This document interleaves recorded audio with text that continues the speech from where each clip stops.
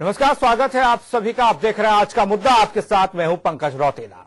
500 और 1000 के नोट बंद होते हैं और उसके बाद बैंक और एटीएम खुलते हैं और एटीएम और बैंक के बाहर, यहां तक कि डाकखानों के बाहर लंबी लंबी कतारें। मशीनें काम नहीं कर रही हैं, कर्मचारी कह रहे हैं नए पैसे नहीं आए हैं, एटीएम में नए 500 के नोट और 2000 के नोट नहीं डले हैं।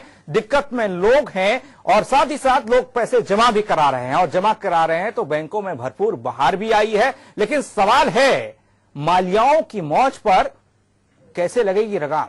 इस पर होगी बात आज।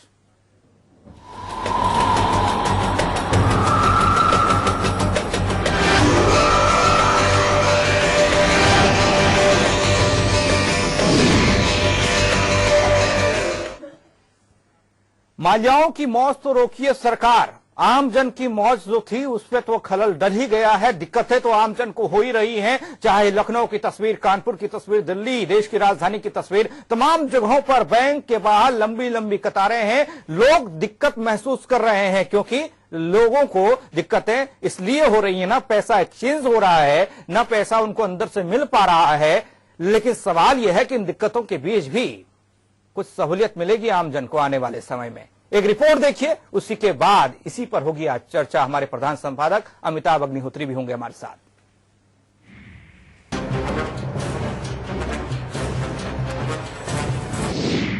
नवंबर 2016 की रात्रि को 12 बजे से वर्तमान में जारी 500 रुपए और 1000 रुपए के करेंसी नोट लीगल टेंडर नहीं रहेंगे। 8 नवंबर को इस राष्ट्रीय संबोधन के बाद देश के कोने कोने में कौतूहल का कोलाहल था। मिलीजुली प्रतिक्रियाओं के बीच तमाम सवाल जनमानस के पटल पर थे कि अगली सुबह क्या होगा। रोजमर्रा की आवश्यकताओं से लेकर जीवन की तमाम जरूरतों का यक्ष प्रश्न मुंह बाहे खड़ा था। लेकिन देश के उस ननकू ने बिना किसी नानुकुर के अपनी बचत की रकम को बैंकों के हवाले कर दिया और खुद उस कतार में खड़ा हो गया जहां से आगे की जरूरतों का जुगाड़ करना है, सरकार के नए रुपयों से। तो ये बंद होने से हमारे घर में मतलब राशन भी नहीं है, हम बड़े परेशान इस टाइम। जो मोदी जी ने कराया, जो कि आज शादियां हो रही हैं, उनके मातम छा रहा है। तो मोदी जी को सोच समझ के करना था फैसला। ये नहीं किसी घर में आज मोदी जी की लड़की होती है, मोदी के घर में ऐसा हादसा होता तो मोदी जी दिल में कैसे चोट लगती है। मेरे पता ही नहीं लगता किधर से किधर बढ़ा देते, कभी इस लाइन में लगो कभी उस लाइन में लगो, परेशान कर रखा और कुछ नहीं है। बल्कि ड्रॉ करवाने पैसे उसके लिए भी धक्के खाने पड़ रहे हैं। कोई बीमारी से बेहाल है, किसी की बेटी की शादी का सवाल है और इन सब जरूरतों का पैसा अब बैंकों की शान बढ़ा रहा है। बुलंदशहर से लेकर फैजाबाद और कुशीनगर तक तमाम किस्से हैं बेदर्दी वाली मौत के। आम जनता ने तो बैंकों की झोली भर दी, लेकिन उन विजय माल्याओं का क्या जो माल खाकर मस्त की महफिल जमा रहे हैं। आपको बता दें कि हाल ही में आरबीआई के शपथ पत्र के मुताबिक देश के करीब 57 लोग बैंकों का 80,000 करोड़ रुपया डकार गए और अब एनपीए की चादर में महफूज सो रहे हैं। आखिर जनता के पैसों के साथ बात करने की यह अनुमति कैसे दी जा सकती है? नहीं, काम नहीं चलेगा बिल्कुल भी, और जरूरत होती है, हर एक चीज की जरूरत होती है। 2000 का खुला तो मिल नहीं सकता इसमें। कम से कम जाओ दूध की डिपो में जाओ तो कहते हैं 2000 का कोई दूध लिया जाता है, 500 का दूध लिया जाता है, नहीं लिया जाता ना। मैं 2 घंटे से खड़ा हूँ यहाँ पे और अभी तक तो कोई पता नहीं अभी क्या पैसे निकल रहे?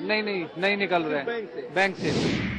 बहरहाल एनपीए यानी नॉन प्रॉफिट एसेट, ये वो दंश है जो जनता की गाढ़ी कमाई बैंकों के जरिए अमीरों का लोन बन जाता है। लेकिन वसूली न होने पर यही पैसा एनएपी की कैटेगरी में आ जाता है, जिसका देश और देश की अर्थव्यवस्था में कोई रोल नहीं रहता। इसलिए सवाल ये है कि कहीं ऐसा न हो कि नए नोटों के चलन में आम जनता की बचत अमीरों की मलाई बन जाए। इसलिए इनकी मौज भी रोकिए सरकार। ब्यूरो रिपोर्ट के साथ साजिद अली, के न्यूज।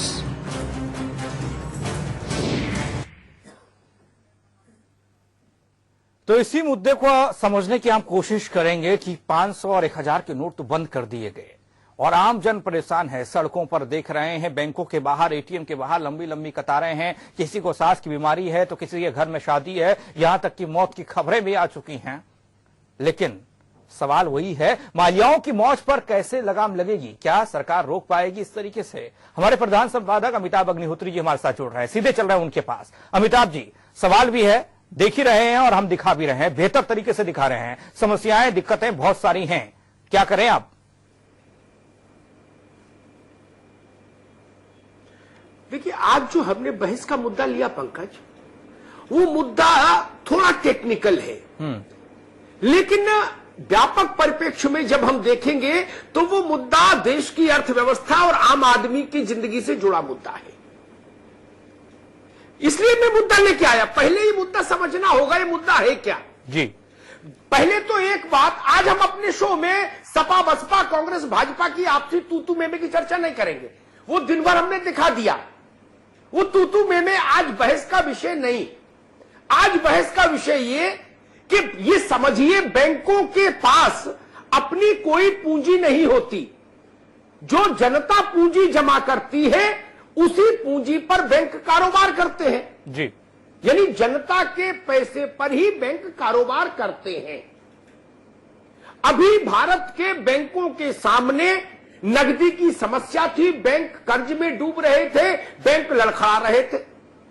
मोदी जी के इस कदम ने बैंकों को लबालब कर दिया, लबालब कर दिया, झमाझम कर दिया जी। अब वहां जो लिक्विडिटी है, यानी जो नकदी का स्तर है, जैसे छत पर पानी की टंकी ओवरफ्लो करती है ना, उस लेवल पर पहुंच गई। अब इस पैसे का क्या होगा?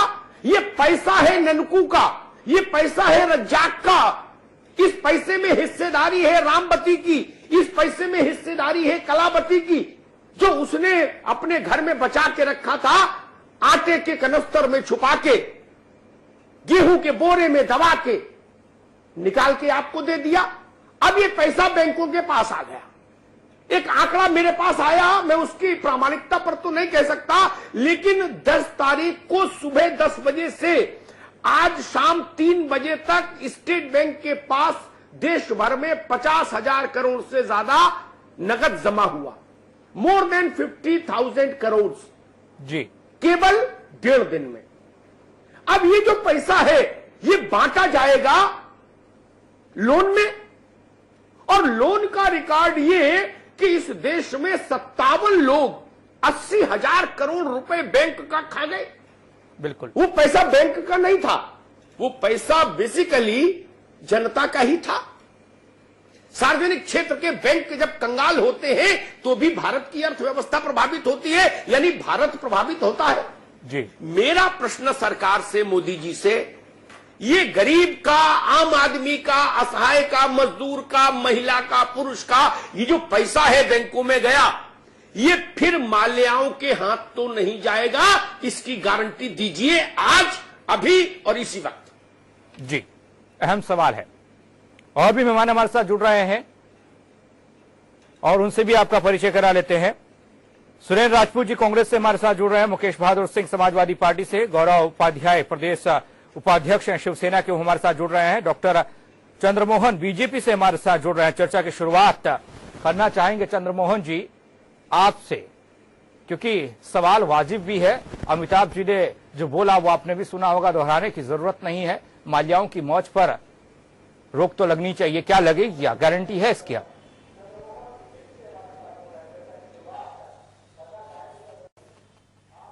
हर हालत में गारंटी है और पूरी तरीके से गारंटी है, क्योंकि ये जो शुरुआत हुई और जो जिस तरीके से काम हुआ वो कोई सामान्य नहीं है, वो असामान्य है और साहसिक निर्णय है।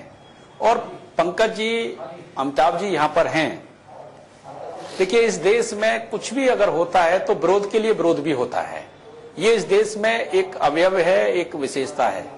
ये केवल और केवल ये जो हुआ है, क्योंकि आज हम चर्चा करने बैठे हैं, अमिताभ जी ने जोर दिया है, रेखांकित किया है कि आज हम सपा बसपा और बाकी सब बातें ना करें जी। मैं तो कोशिश यही करूंगा कि मैं ना बात करूं उसकी। मैं अपनी जबान पर सपा बसपा का नाम भी नहीं लाऊंगा, कांग्रेस का नाम भी नहीं लाऊंगा, मेरी कोशिश भी यही रहेगी। लेकिन इस देश में ये एक अवयव है कि विरोध के लिए विरोध होता है। यहां इस देश में इतना बड़ा दिल, इतना बड़प्पन नहीं है लोगों का कि वो विरोध के लिए विरोध ना करें। और विरोध के लिए विरोध करने वाले लोगों की इस देश में एक बड़ी जमात है, इसमें कहीं कोई गुंजाइश नहीं है। देखिए, अगर हम विश्लेषण करना चाहेंगे तो मैं सच्चे दिल से अगर कोई विश्लेषण करेगा तो वो पाएगा कि ये केवल और केवल आर्थिक विषय नहीं है, ये एक सामाजिक परिवर्तन लाने की दिशा में है। लोग कह रहे हैं कि भाई शादियों का समय है। बिल्कुल। अब ये शादियां, महंगी शादियों का चलन भारत में कैसे शुरू हुआ? रात में शादियों का चलन किसने शुरू किया?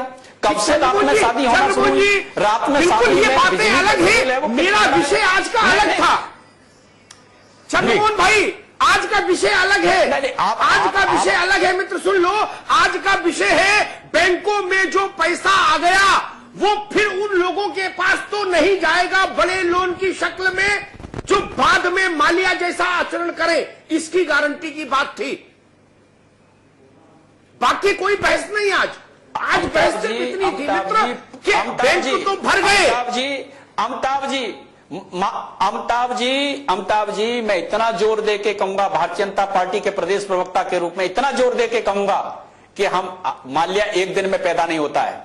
माल्या अगर पैदा होता है तो एक प्रक्रिया में से पैदा होता है।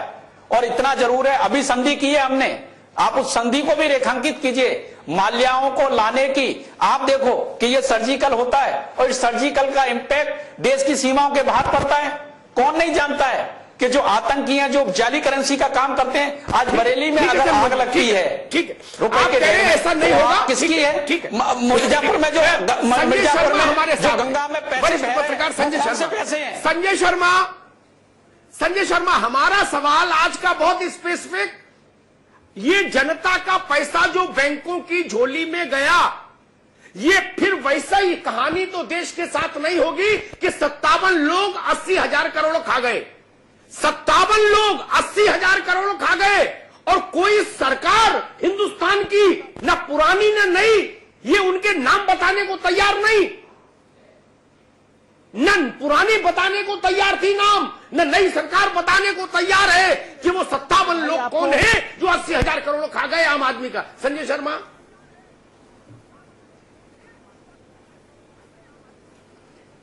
अमिताभ जी, पहले तो बधाई आपको, आपने इस काले दिन की बहस में एक बहुत ज्वलंत मुद्दा लिया है और वास्तव में यही मुद्दा, यही सोच है इस काले धन के सारे खेल की। पिछली सरकार हो चाहे मौजूदा सरकार हो, सुप्रीम कोर्ट पे पूछता है कि वो कौन से लोग हैं जिन्होंने 500 करोड़ से ज्यादा की संपत्ति बैंक की लेकर एनपीए अकाउंट कर लिया, उनके नाम बताइए। मौजूदा सरकार एफिडेविट देती है कि अगर हम नाम बता देंगे तो उनकी साख पे असर पड़ेगा। क्या सरकार, सुप्रीम कोर्ट कहता है कि आपको उनकी साख की ज्यादा चिंता है या देश के पैसे की ज्यादा चिंता है? हम गरीब मजदूर के हजार नोट ढूंढ रहे हैं, 500 ढूंढ रहे हैं। आखिर इस काले धन की योजना से पहले ये ऐलान प्रधानमंत्री ने क्यों नहीं किया कि ये वो कलंकित लोग हैं जो देश में 500 से 1,500 करोड़ रुपया से भी अधिक पैसा लेकर बैठे हैं, दे नहीं रहे हैं? जो सोशल मीडिया में खबर आ रही है, जो रिकॉर्ड्स आ रहे हैं, उसमें नाम बड़े बड़े हैं, उसमें अंबानी भी हैं, उसमें अडानी भी हैं। क्या देश की सत्ताएं गरीब आदमी की तिजोरी में गांव में ननकू के 500 नोटों को ढूंढती रहेंगी? अंबानी अडानी की चिंता कोई नहीं करेगा। आपका मौजूद सवाल बिल्कुल मौजूद है कि ये जो काले धन की कोशिशें हैं, ये काला धन फिर ट्रांसफर होगा, फिर कोई मालिया देश से 9,000 करोड़ रुपए के बेके भागेगा, फिर कोई अंबानी अडानी 3,000 करोड़ का पैसे सरकार को नहीं देगा, और गरीब आदमी जिसको अपनी बेटी की शादी करनी है, जिसको अपने बच्चों की परवरिश करनी है, वो बेचारा हिसाब करेगा कि ये 500 के 4 नोट। आज आप बताइए अमिताभ जी, मैं स्वागत करता हूं आपकी बात को संजय शर्मा, कम से कम इस बहाने मैं फिर आऊंगा आपके पास। मुकेश बहादुर सिंह रोडवेज के समाजवादी पार्टी से। मुकेश जी, पार्टी बंदी से अलग हटके, क्योंकि राजनीतिक विषय नहीं है ये, बयान का विषय नहीं। मेरा सवाल, गरीब आदमी के पैसे से बैंक की तिजोरी भर गई, वो तिजोरी महफूज रहेगी, ईमानदारी से खर्च होगी, इसकी गारंटी आज मुल्क को मिलनी चाहिए कि नहीं मिलनी चाहिए?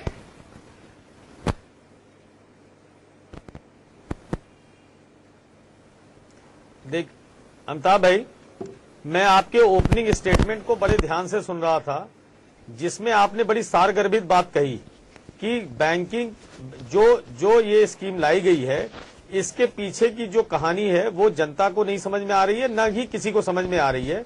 मैं आपको बहुत संक्षेप में समझाता हूं कि देश जब आर्थिक तंगी से गुजर रहा है, जो जितने डिफॉल्टर, जिसका आप 57 लोगों का नाम सरकार देने से, हलफनामा देने से बच रही है, तो उनका नाम उन्होंने नहीं देने के बजाय उन्होंने आम आदमी को एक परेशानी के उसमें ढकेल दिया। उन्होंने ढकेलने का भी सिस्टम है। आपने जो अपने ओपनिंग स्टेटमेंट में कहा कि बैंक जो है पैसा व्यवसाय जो करती है वो जनता के पैसे से करती है। बैंक का अकाउंट कल तक 100 रुपए में 50 पैसे, अगर 100 रुपए में 50 रुपए एनपीए था, तो जो पैसा बैंक में आया है उससे उनकी एनपीए की परसेंटेज तो घट गई, लेकिन उनके एसेट्स बढ़ गए। अब वो उस पैसे को दोबारा लोन में देंगे, जो आप शुरू में आप बात को कह रहे थे। तो इसमें जो गरीब आदमी है वो अपना पैसा बैंकों को दे रहा है। कल तक की रिपोर्ट यह है कि स्टेट बैंक ऑफ इंडिया में 31,000 करोड़ रुपया आया, एक केवल स्टेट बैंक में, और निसंदेह और बैंकों में आया। ये पैसा किसी भी डिफॉल्टर का या ब्लैकेटियर्स का पैसा नहीं आया। ये पैसा जो आया वो गरीब आदमी जिसके पास 500, 1000, 2000, 2500 जो लाइन में लग के पैसा जमा किया। आप बता दें, क्या किसी ब्लैकेटियर ने पैसा जमा किया बैंक में? किसी ने नहीं जमा किया। किसी हवाला एजेंट ने जमा किया? किसी ने नहीं जमा किया। ये पैसा गरीब आदमी लाइन में लग के जमा कर रहा है। मैं आज यहां से उन्नाव तक गया, एक एक बैंक के बाहर एक साधारण आदमियों की लाइन लगी हुई है, तो देश को उन्होंने परेशानी में ढकेल दिया। मुझे जो ऑब्जेक्शन है, मुझे काले धन को लाने, काले धन को खत्म करने पे देश के किसी भी आदमी को ऑब्जेक्शन नहीं है। ऐसा नहीं कि काले धन पे ऑब्जेक्शन केवल भारतीय जनता पार्टी के लोगों को है। मुझे ऑब्जेक्शन है मेथड पर। जो मेथड इन्होंने अपनाया, अगर आपको इतनी सीक्रेसी मेंटेन करनी थी डीमोनेटाइजेशन की, तो आप बगैर किसी को बताए डिनोमिनेशंस आप चेंज कर देते। आप एटीएम में पिछले 3 महीने से 10% आप 100 की नोटें डालते थे, आप 30% डाल देते, 40% डाल देते, तो 100 की जो करेंसी थी वो सर्कुलेशन में आ जाती। तो आज जो लाइन लगी हुई है बैंकों के बाहर वो नहीं लगती अमिताभ भाई। इन्होंने डीमोनेटाइजेशन की आएंगे। सुरेंद्र राजपूत जी को बहस में ले आऊं, आएंगे मुकेश भाई आपके पास फिर आएंगे। सुरेंद्र राजपूत जी, बहुत फोकस्ड सवाल, लाखों करोड़ रुपया बैंकों में आ जाएगा। आज दोपहर 3 बजे तक केवल स्टेट बैंक में 50,000 करोड़ रुपए आ चुका था। लाखों हजार करोड़ रुपया बैंक में आ जाएगा जनता का। जो ट्रेडिशनल सेविंग है भारत की, वो बैंकों में आ जाएगी, जो घरों में रहती है। मेरा सवाल फिर वित्त मंत्रालय के अधिकारियों की सिफारिश पर, राजनेताओं की सिफारिश पर, बैंकों के पॉलिटिकली नॉमिनेटेड चेयरमैन की सिफारिश पर, फिर वही चंद बड़े लोग हजारों करोड़ों का लोन लेके भाग जाएंगे। न मनमोहन सिंह की सरकार उनको रोक पाई, न इनकी सरकार उनको रोक पाई। आगे की गारंटी कैसे करूं? सुरेंद्र जी,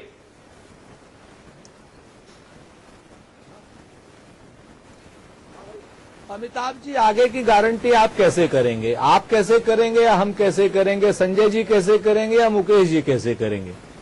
आगे की गारंटी तो चंद्रमोहन जी की पार्टी को करनी है, और चंद्रमोहन जी की पार्टी इस वक्त सत्यनारायण भगवान की कथा बांच रही है।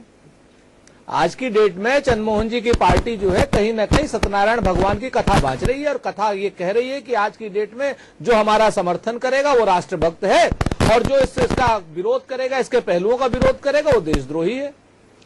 काले धन को बाहर निकालने की जो बातें करी है, काले धन की जगह किसका पैसा निकाला है? उन गृहिणियों का पैसा निकाला, उन गरीबों का पैसा निकाला, उन मजदूरों का पैसा निकाला है, जो विभिन्न कारणों से कहीं न कहीं अपनी उस पर क्या नाम जमा रखते थे। आज वो पैसा बैंक में गया है, कल वो विड्रॉ हो जाएगा। तो आज एक दो बातें बड़ी स्पष्ट हैं, यहाँ पर उनको देखना पड़ेगा। ठीक है सुरेंद्र राजपूत जी, आपको रोक रहा हूं मैं। अमिताभ जी, एक छोटे से ब्रेक के लिए मेरे को रुकना पड़ रहा है, थोड़ा सा तकनीकी व्यवधान है। जल्द लौट रहे हैं और लौटने के बाद चर्चा को यहीं से शुरू करेंगे। सुरेंद्र राजपूत जी से कहेंगे कि किस तरह की गारंटी और किस तरीके से रोका जा सकता है कि मालिया पैदा ना हो, मालिया जैसे लोग पैसा लेकर न भागें इस देश से। मालियाओं की मौज को रोकिए सरकार। सीधे चल रहे हैं सुरेंद्र राजपूत जी के पास, कांग्रेस के प्रवक्ता हैं, और रोका था ब्रेक से पहले उनको। सुरेंद्र जी प्लीज आप कंटिन्यू कीजिए।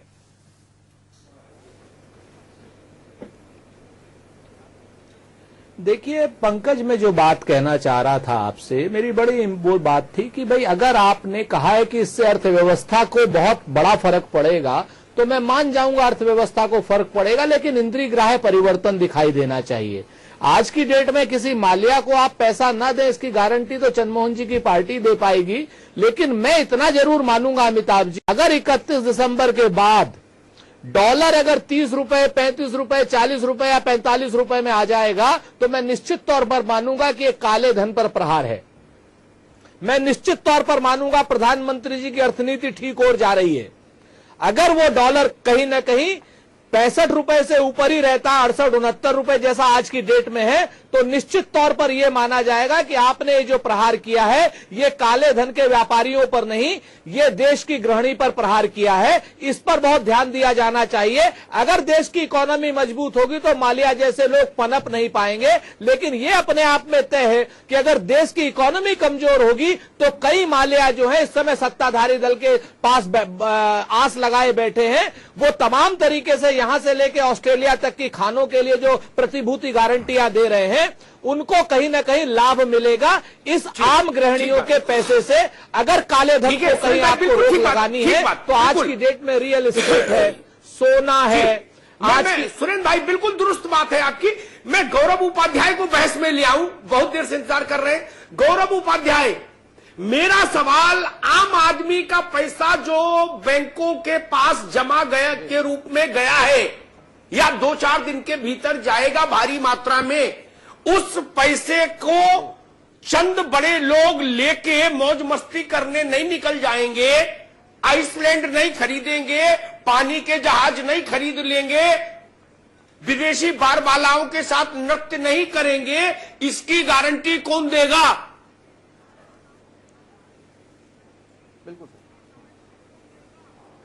अमिताभ जी, सबसे पहले तो मैं आपको बहुत साधुवाद देना चाहूंगा कि आपने ऐसे मुद्दे को आज बहस में लाए, क्योंकि बहुत से लोग तो इस मुद्दे को उठाने में भी डर रहे हैं कि कहीं उन्होंने बोल दिया तो सबसे पहला क्वेश्चन ये देशभक्त पार्टी बीजेपी उनसे ना उठा ले कि आप ही तो काला धन नहीं रखे हैं। इसके लिए तो मैं आपको बहुत धन्यवाद देना चाहूंगा और मैं आपका ध्यान सबसे पहले लेने जाना चाहूंगा। आपने खुद भी देखा होगा, लेकिन फिर भी मैं कुछ लाया हूं और मैं चाहता हूं कि आपके क्रांतिकारी विचार मेरे नहीं बिल्कुल सही है। तो मैं अपने कुछ चीजें आपको, इमोशनल चीजें हैं, मैं आपको दिखाना चाहूंगा।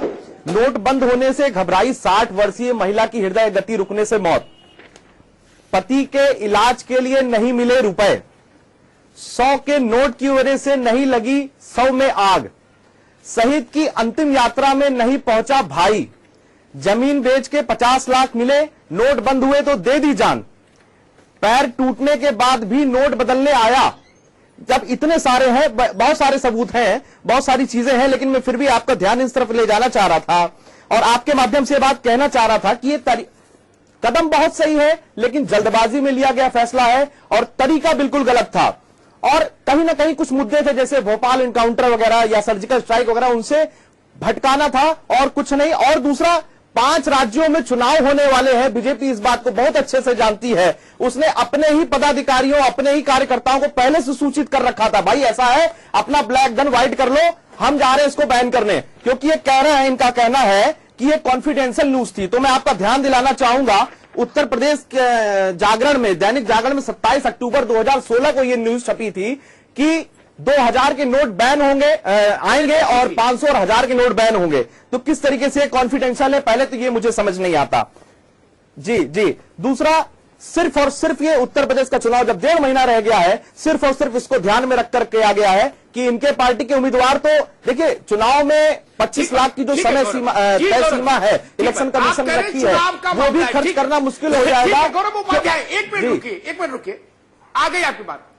मैं सारे पैनलिस्ट से कहूंगा 30 सेकंड मेरे मसले को गौर से सुन ले। चंद्रमोहन भाई, आप भी, जिस वक्त अमेरिका में आर्थिक, ये राजनीतिक विषय नहीं है, राजनीतिक विषय में तो हम आप बिना तैयारी के भी बोल लेते। जिस वक्त अमेरिका में आर्थिक मंदी आई, भारत की लोकसभा में उस समय के वित्त मंत्री ने कहा, मैं उद्धृत करता हूं अपनी स्मरण शक्ति से, कि भारत इसलिए बच गया आर्थिक मंदी से, यूरोप तबाह हो गया, अमेरिका के 37 बैंक जमींदोज हो गए, भारत, सुरेंद्र भाई सुनिएगा, मुकेश भाई, संजय, भारत इसलिए बचा चूंकि भारत ने अपने को प्लास्टिक मनी में कन्वर्ट नहीं किया। हमारे गांव में जो सिखाया गया कि 100 रुपया हो तो 33 रुपया बचा के रखो बुरे वक्त के लिए, जो घर में बचत रहती थी उस को बचाया, ये भारत की सरकार ने उस वक्त कहा था और ताली बजी थी सदन में, पक्ष विपक्ष सब तरफ से। आज कहा जा रहा है पूरा देश प्लास्टिक मनी में लाओ। चाची के पास, काकी के पास घर में आटे के कनस्तर में 1500 रुपया भी जमा नहीं रहे। क्या हमने उन देशों का हर्ष नहीं देखा? यूरोप हमारे सामने नहीं है? बराक ओबामा का कार्यकाल मेरे सामने नहीं है क्या? घुटनों के बल आके खड़ा हो गया अमेरिका। आपको पता है आज अमेरिका की ग्रोथ रेट, अमेरिका के अब तक के इतिहास में सबसे कम ग्रोथ रेट है, क्योंकि पूरा अमेरिका प्लास्टिक मोड पर है। चंद्रमोहन जी, ये भारत ने अपना ट्रेडिशनल कल्चर छोड़कर असफल राष्ट्रों की कहानी क्यों स्वीकार की? चंद्रमोहन जी। जी जी जी, देखिए देश में, अमिताभ जी, देश में जब हम अर्थव्यवस्था की और बाकी चीजों का अगर विश्लेषण करते हैं, जो बात आपने कही भारत की तासीर के संदर्भ में कही, भारत की विशेषताओं के संदर्भ में कही अमिताभ जी, तो भारत की विशेषता है भारत का खा गा खा देश है। यहाँ कमाओ फिर खाओ फिर गहना बनाओ फिर घर बनाओ, ये भारत की तासीर है। लेकिन भारत आज बदल रहा है। मैं जब कह रहा हूं कि भारत आज बदल रहा है तो ये आज के संदर्भ में नहीं कह रहा हूं, ये युग के संदर्भ में कह रहा हूं, जो युग परिवर्तन का दौर चल रहा है। अब एटीएम नहीं थे, कितना बदल रहा है चंद्रमोहन जी कि माल्या 8,000 करोड़ लेके भाग गया, इतना बदल रहा है? अरे सुरेन जी सुन लेंगे तो अच्छा रहेगा, बाकी अगर चाहो तो तू मैं के लिए तैयार हैं। जी मैं नहीं बोल रहा हूँ, ये गौरव बोल रहे हैं, शिवसेना वाले आपके सहयोगी। नहीं, हमारे सहयोगी नहीं बोलेंगे, हमारा कोई सहयोगी ऐसे नहीं बोलेगा। मैं नहीं बोल रहा हूँ, सहयोगी नहीं होंगे वो अपने बारे में विचार। ये तो मोदी जी ने नहीं, मोदी जी ने तो बोला था कि मुझे दिल्ली भेजो, मैं चौकीदार बनकर रहूंगा।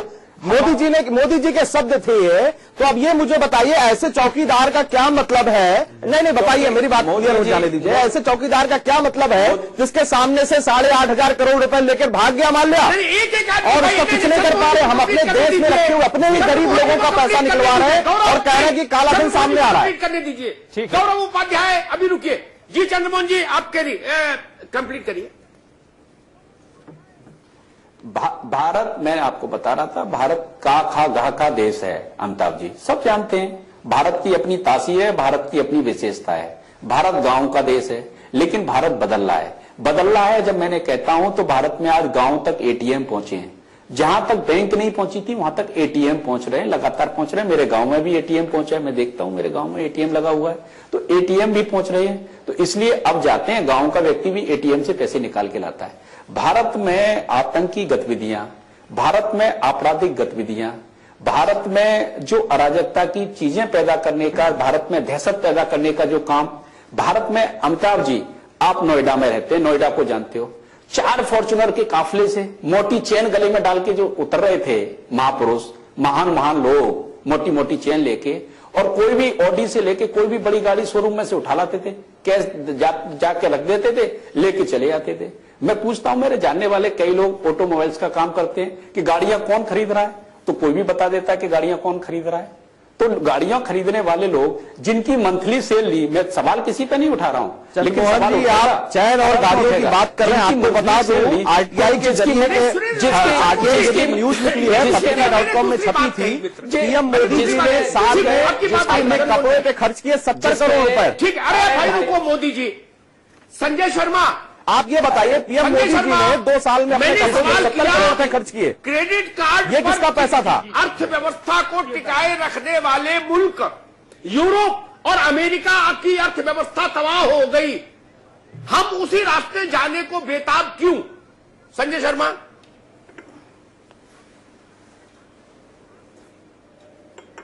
बिल्कुल अमिताभ जी, बहुत ठीक बात आपने उठाई। एक समय अमिताभ जी पूरी दुनिया डर रही थी, आर्थिक मंदी हर तरफ आ गई थी और भारत मजबूती से, चंद्रमोहन जी में ये बातें पूरी करने दीजिए, भारत मजबूती से खड़ा रहा था, इसमें कोई दो राय नहीं है।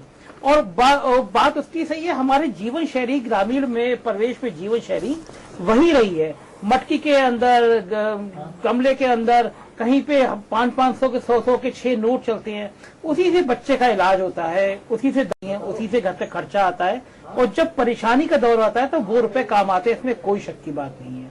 अब चंद्रमोहन जी कह रहे हैं कि भारत बदल रहा है, गांव में एटीएम आ रहे हैं। एक तरफ तो चंद्रमोहन जी कहते हैं कि उत्तर प्रदेश के गांवों में लाइट ही नहीं है, वहां लाइट ही नहीं आती है। अब एटीएम गांव में लगे होंगे, लाइट ही नहीं आएगी तो कहां से चार्ज होंगे और कहां से एटीएम चलेंगे? आपका इंफ्रास्ट्रक्चर ही नहीं है। आप अमेरिका के सपने गांव में दिखा रहे हैं। ननकू के बच्चे कभी दिए में पढ़ के IAS हो जा रहे हैं, गांवों में लाइट ही नहीं आई है, वहां पे आप प्लास्टिक की करेंसी करा रहे हैं। इस देश की अर्थव्यवस्था चौपट हो जाएगी। अगर आपने सपने में भी सोचा कि प्लास्टिक गांव-गांव तक इस देश में बैंकिंग की पहुंच 60% आबादी तक नहीं है। भारत में बैंकिंग की रीच केवल 40% पॉपुलेशन तक, एक आंकड़ा। दूसरा आंकड़ा, डेबिट और क्रेडिट कार्ड जोड़कर 2 करोड़ लोगों तक, आबादी 1.25 अरब।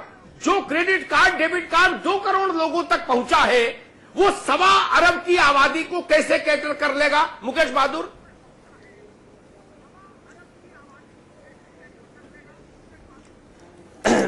देखिए, मैं चंद्रमोहन जी की बात को अभी सुन रहा था और मुझे आश्चर्य है कि इतने वरिष्ठ भाजपा के नेता हैं, ये कैसी बात कर रहे थे कि हिंदुस्तान की तासीर और ताकीर बदल रही है। तो बदली तो निश्चित रूप से है कि कभी देश का प्रधानमंत्री खादी का धोती कुर्ता पहनता था और अब देश का प्रधानमंत्री 10 लाख का सूट पहनता है। तो बदलाव तो निश्चित रूप से आया है। एक साल में 70 करोड़। दूसरी बात, जो अभी आप बात कर रहे थे कि बैंकिंग कहां कहां तक पहुंची है, क्या एटीएम लगना गांव में क्या वो डेवलपमेंट का साइन है? बता दें चंद्रमोहन जी कि एटीएम लगना, जिसके पास दिन भर की दिहाड़ी में 300 रुपए आते हो तो वो एटीएम से कौन पैसा निकालने जाता है? तीसरी बात, जो इन्होंने करेंसी चेंज किया है, मिर्जापुर के गांव में चले आइए, रॉबर्ट्सगंज के जंगलों में चले आइए, उनके पास तो ये भी नहीं है कि उनको ये पता हो कि करेंसी ये बंद कर दी गई है, और वो गरीब आदमी है। रॉबर्ट्सगंज के जंगलों में विजय मल्ल्या थोड़ी रहते हैं, वहां तो एक गरीब आदमी रहता है जिसको ये भी नहीं पता है कि 500 की नोट और 1000 की नोट बंद हो गई है।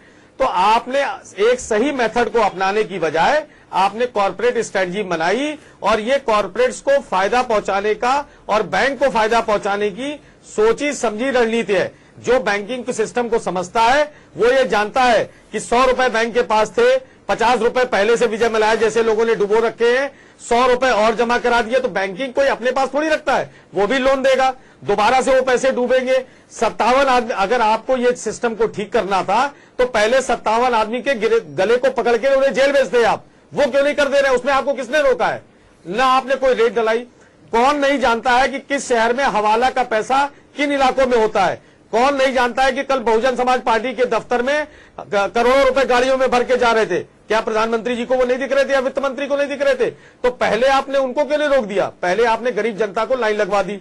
तो बैंकिंग सिस्टम को समझने वाले को ये पता है कि ये जो है, इसमें कोई विजय मल्ल्या जैसा आदमी नहीं फंसेगा, इसमें गरीब आदमी तंग होगा और बैंकों को निश्चित रूप से फायदा होगा। ये यही रणनीति है। ठीक बात मुकेश जी, बिल्कुल ठीक बात। सुरेंद्र राजपूत जी, जो बात मैंने मुकेश भाई से कही थी कि एटीएम लगाना 40% आबादी तक बैंक और 2 करोड़ क्रेडिट कार्ड वाला देश, 1.25 अरब की आबादी, हम अमेरिका मोड पर कैसे जा सकते हैं? आज मैंने एक जवाब सुना वित्त सचिव का। वित्त सचिव से सवाल हुआ, पैसा नहीं है, लोग क्या करें? भारत के वित्त सचिव ने जवाब दिया, उनको तासीर नहीं पता हिंदुस्तान की, लग रहा देश देखा नहीं। उस वित्त सचिव ने कहा, क्रेडिट कार्ड से पेमेंट करो, चेक से पेमेंट करो, ड्राफ्ट से पेमेंट करो। अरे ननकू जाने ड्राफ्ट, ननकू जाने cheque. 2 crore credit card holder है देश में, 2 करोड़, 1.25 अरब में बाकी कहां जाए? सुरेंद्र राजपूत जी,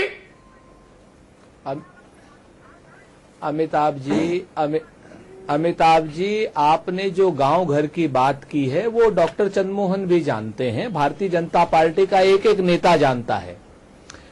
आपको मैं साधुवाद दूंगा, बहुत आप सार्थक बहस करा रहे हैं, और आज तो आप वैसे भी लखनऊ भर में छाए हुए हैं, 50-60 होर्डिंग आपकी लगी हुई हैं नीले कोट में। तो चंद्रमोहन जी वगैरह सभी लोग देख रहे हैं, चंद्रमोहन जी देख रहे हैं, और चंद्रमोहन जी को मैं ये भी याद दिला रहा हूं, आपको भी याद दिला रहा हूं कि इन्हें ये सारी बातें मालूम है।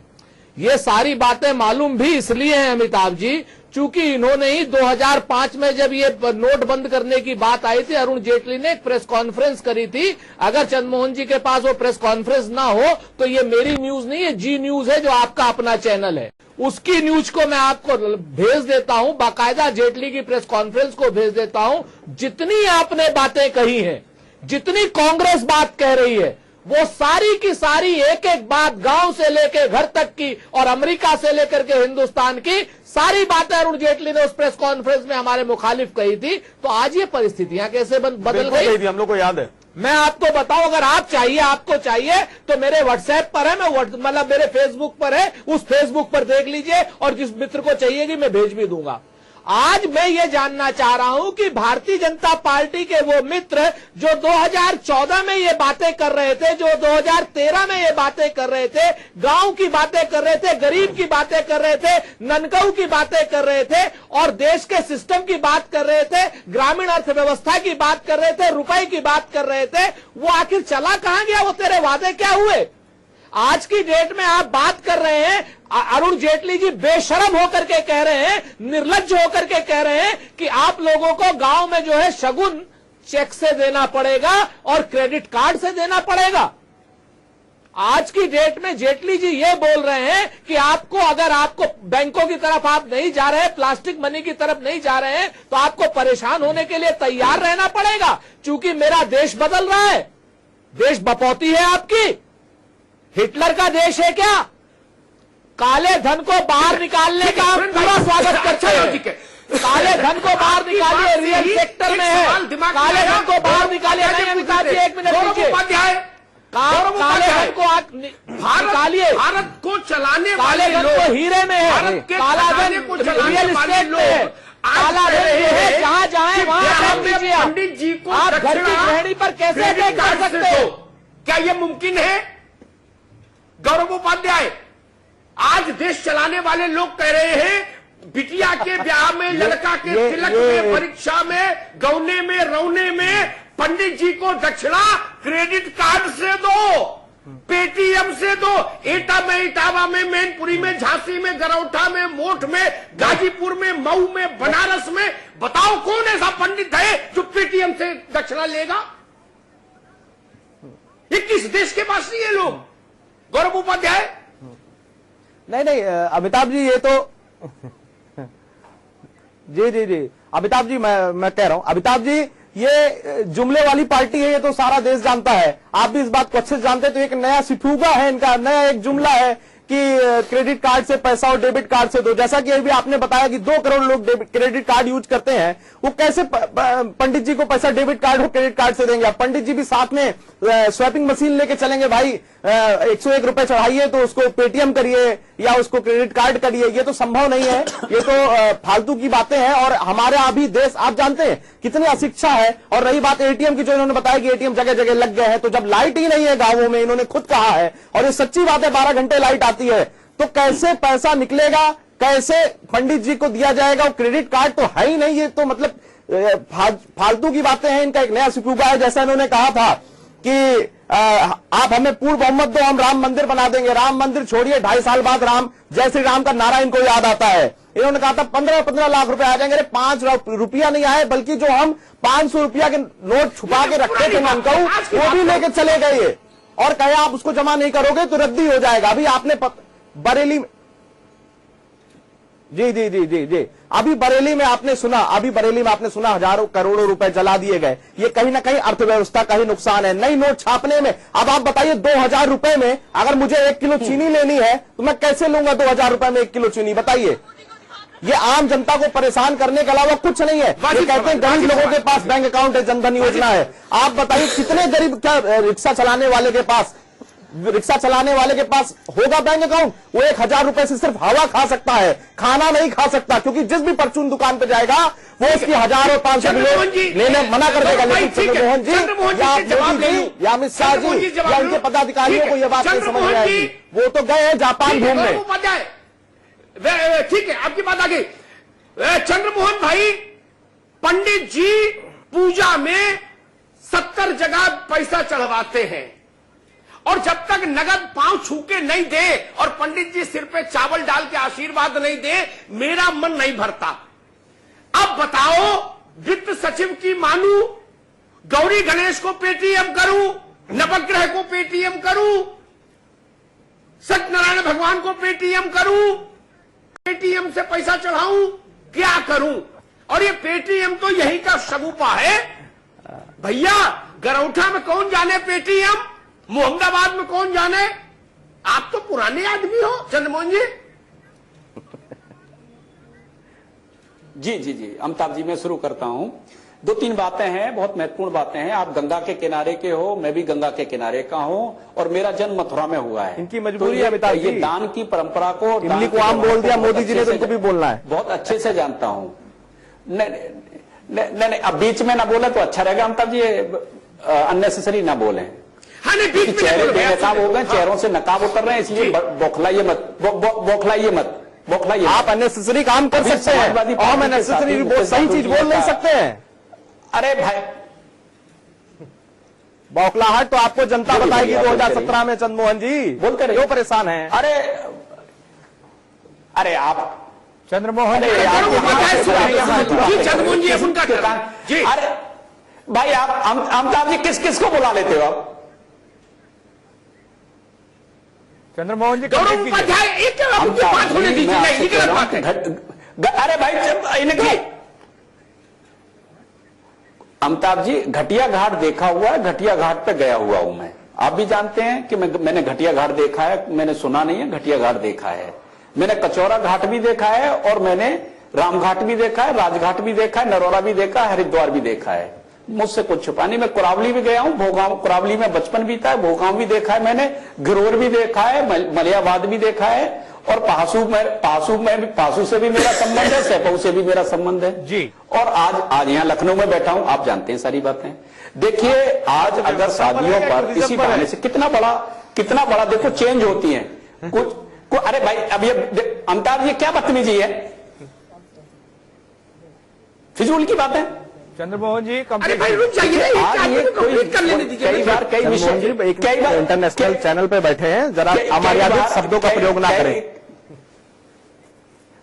नहीं, आप भी बीच में मत बोलिए। इंटरनेशनल चैनल पे बैठा हूं तो आप मुझे मत बताइए इंटरनेशल चैनल पे बैठा हूं। नहीं, आप सभी लोग सुनिएगा, चर्चा में मैं बीच में नहीं बोल रहा हूं हमारे। आप पहले देख लें, आप मुझे लग रहा है चर्चा में बैठने का, कौन बोल रहा है वो करिए, ये अननेसेसरी मत बोलिए। आप चर्चा में सुनिए, जैसे दूसरे आपको सुनते हैं आप भी सुनिए, सुनना सीखिए, समझना सीखिए जी। ये आज ये गेम चेंजर इशू है। नहीं, बिल्कुल सर्जिकल कोई सामान्य इशू नहीं होता, सर्जिकल गेम चेंजर होता है।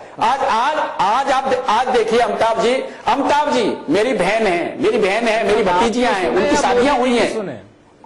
सुरेंद्र राजपूत जी जहां से आते हैं, सुन लीजिए, बीच में मत बोलिए। आज शादियों में जो बजट भरता चला जा रहा है, वो बजट कहां से आता है और कैसे कैसे दिया जाता है। आज ये गेम चेंजर नहीं है।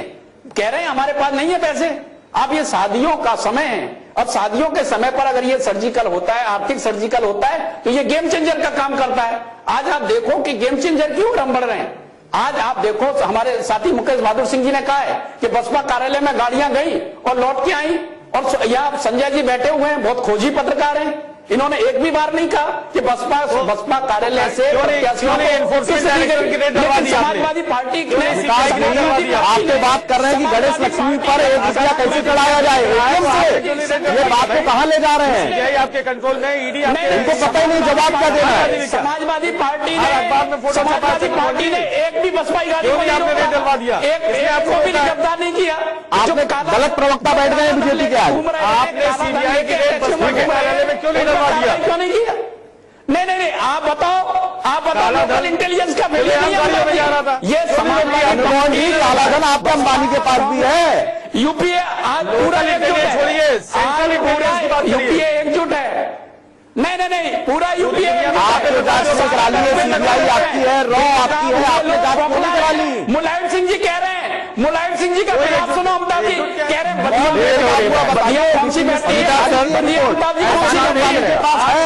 मैं भी जानता हूँ उत्तर ठीक प्रदेश है, सारे चंद्रमोहन जी छपा है उस फोटो मुकेश बहादुर जी और बदिया वही बैठती है रोक रहे हैं हम आपको। अत्याचार की होती है, जो अराजकता की होती है, रोक जो रहे हैं हम आपको। धोखेबाजी की होती है, बौखला बदिया रहे हैं वही चंद्रमोहन बैठती है, बदिया वही बैठती है जो अपराधियों के साथ होती है, जो अवैध खनन करती है, जो परिवहन विभाग में घोटाला करती है, पूरे प्रदेश में परिवहन की व्यवस्था को तहस नहस करती है। आज आनंद विहार से फर्जी बसें चलती हैं, कैसे चल रही हैं? कौन रोक रहा है उनको? पर्यावरण की चिंता करते हैं, कैसे दिखावा करते हैं? आप रोके ना चंद्रमोहन जी, अमिताभ जी ठीक है भाई, ये उत्तर प्रदेश में क्योंकि बदिया बैठी है, बदिया मुलायम सिंह जी बैठी है, बीपी बढ़ जाएगा चंद्रमोहन जी, बीपी बढ़ जाएगा। चंद्रमोहन जी, गौरव जी रोक रहे हैं आपको। अमिताभ सर आपके पास आ रहे संपादकीय टिप्पणी के लिए, प्लीज संपादकीय टिप्पणी। देखिए, आज का विषय राजनीतिक विवाद का विषय था ही नहीं जी।